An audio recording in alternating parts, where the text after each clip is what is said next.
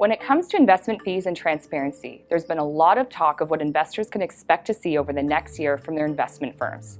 The changes are known as the second phase of the client relationship model, or CRM2, and it was introduced so that Canadians can have a better understanding of how their investments are performing, as well as how much they are paying for an investment.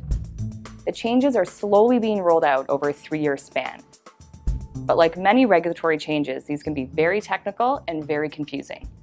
CRM2 started last July, with the first stage requiring firms to disclose all fees in advance of securities transactions.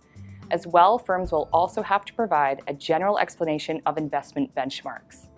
The next phase of CRM2 will include several enhancements to an investor's account statement, and these changes were originally scheduled to come into effect in July 2015. But after a number of investment firms reported having difficulties meeting the deadline, regulators were asked to consider extending the deadline until the end of December. The two main reasons for the extension? 1. Some investment firms were facing technology and implementation challenges and needed more time to make the changes. And 2, a year-end date would allow investment firms to provide clients with calendar year reporting rather than potentially confusing mid-year reporting. So now, changes to account statements are being bumped until the end of this year. And here's what you'll see once those changes come into effect.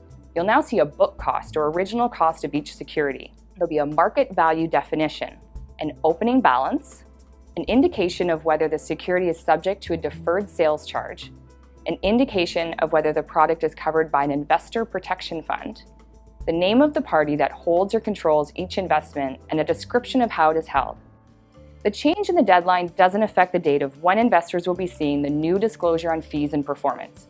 These are still slated to come into effect next July and are highly anticipated within the investment community, although many investors probably won't see these until early 2017, as investment firms will have 1 year to start mailing them out to clients.